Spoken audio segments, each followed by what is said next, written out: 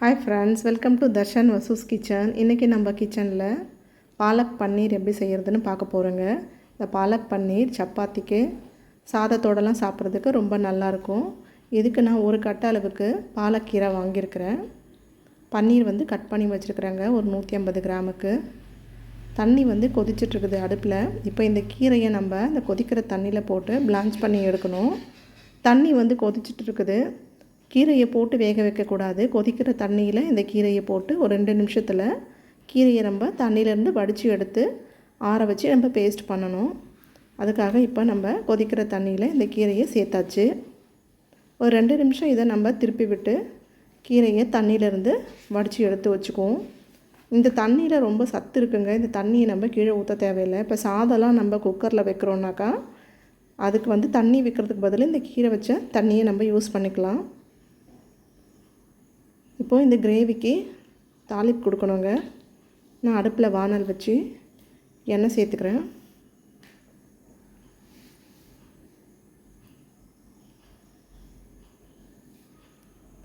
எண்ணெய் காஞ்சதுக்கப்புறமா ஒரு பட்டை, மராட்டி மொட்டு, கல்பாசி சேர்த்துக்கிறேங்க. 1 ஸ்பூன் அளவுக்கு சீரகம் எடுத்துருக்கிறேன், அதையும் சேர்த்துக்கிறேன்.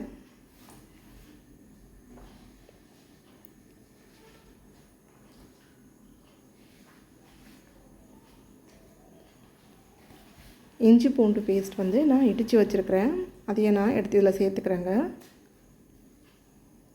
இது எண்ணெயிலே நல்லா பொரிஞ்சு அந்த பச்சை வாசனை போகணும்.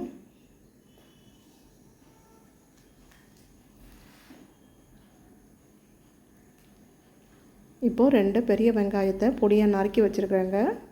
அந்த வெங்காயத்தை நம்ம இதில் சேர்த்துக்குவோம்.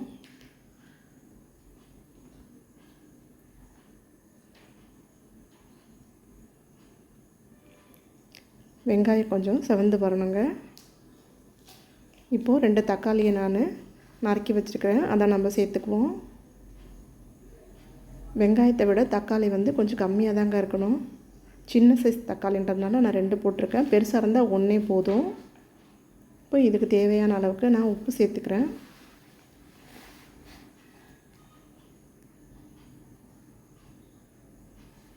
நிறைய தக்காளி வெங்காயம் போட்டோம்னாக்கா அந்த கீரையோட தன்மை மாறிடும்.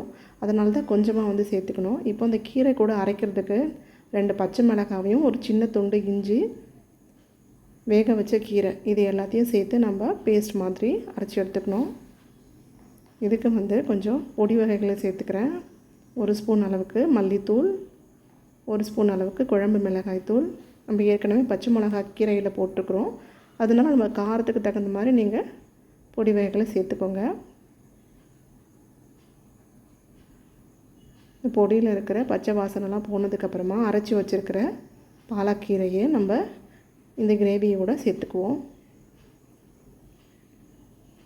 எல்லா மசாலாவும் ஒன்று போல் நல்லா கலந்து கொடுத்துக்கணும்.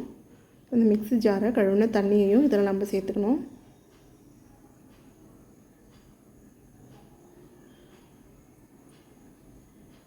இந்த கீரையோட கலர் கொஞ்சம் மாறாமல் இருக்கணும். சிம்மில் வச்சு நம்ம கலந்து கொடுத்துக்கலாம். இப்போ ஒரு கொதி வந்துடும். ஒரு கொதி வந்ததுக்கப்புறமா நம்ம சிம் பண்ணிவிட்டு நறுக்கி வச்சுருக்கிற பன்னீரை நம்ம சேர்த்துக்கணும்.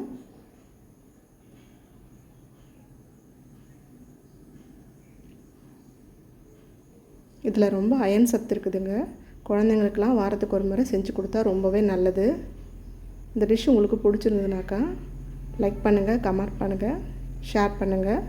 மறக்காமல் தர்ஷன் வசூஸ் கிச்சனுக்கு சப்ஸ்கிரைப் பண்ணிக்கோங்க. இப்போது வெந்துடுச்சு, பன்னீர் வெந்துடுச்சு. நான் 1 ஸ்பூன் அளவுக்கு பட்டர் போட்டிருக்கிறேன். இப்போ அதுக்கு மேலே ஃப்ரெஷ் க்ரீம் கொஞ்சம் சேர்க்குறேங்க. இப்போது சுவையான பாலக் பன்னீர் ரெடி. நீங்களும் இதை ஒரு முறை ட்ரை பண்ணி பாருங்கள். பாய்.